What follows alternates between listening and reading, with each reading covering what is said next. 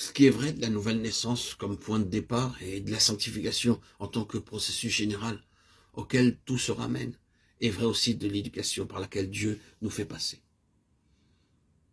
Nous comprenons pourquoi il se comporte avec nous comme il le fait. Et pourquoi donc Dieu nous châtie-t-il? Pourquoi sommes-nous châtiés? Nous le voyons, nous le constatons, chez beaucoup d'enfants de Dieu.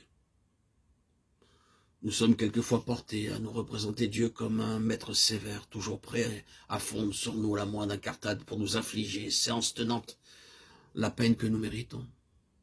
Prenons garde de ne pas tomber dans ce piège. Le châtiment dans Hébreux 12, par exemple, n'est pas une punition ayant sa fin en soi. C'est un instrument de pédagogie et de formation.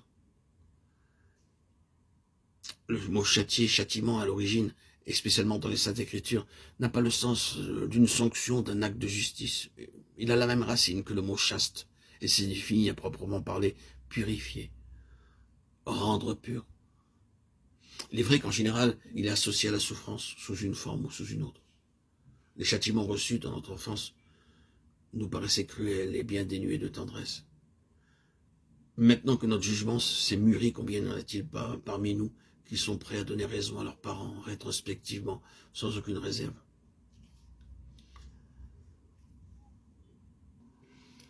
Que serions-nous devenus sans cette sévérité? Et ceux d'entre nous qui ont des parents maintenant ont depuis longtemps changé d'idée. N'est-il pas vrai en ce qui concerne les expériences désagréables de notre enfance? Si nous nous regimbons encore contre certaines injustices, dont le souvenir restait tenace avec Dieu, nous ne risquons rien de semblable, car nous ne sommes pas entre les mains d'un Père injuste.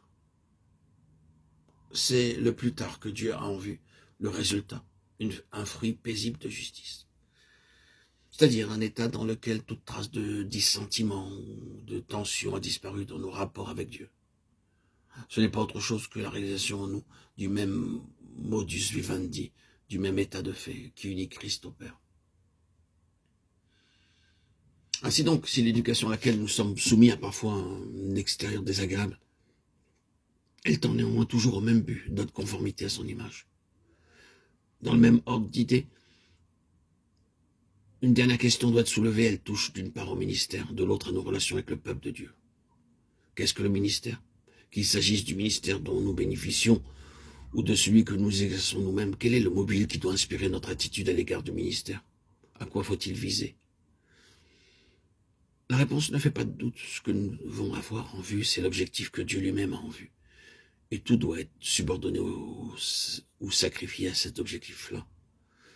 Or, l'objectif de Dieu, c'est notre conformité à son Fils. Jusqu'à quel point le ministère auquel nous nous intéressons est-il calculé avec tout ce qui s'y rattache pour atteindre ce résultat? Voilà la pire de touche. S'il nous importe vraiment de connaître la pensée de Dieu, c'est ce critère-là qui détermine la valeur de tous les autres facteurs. Méthode, éléments extérieurs, forme du culte, présence personnelle, tout doit passer à l'examen des vrais mobiles et sortir victorieusement de cette épreuve. Le Saint-Esprit seul peut amener à Christ et conformer à Christ. C'est pour cela qu'un ministère n'a de valeur que s'il s'exerce par le Saint-Esprit.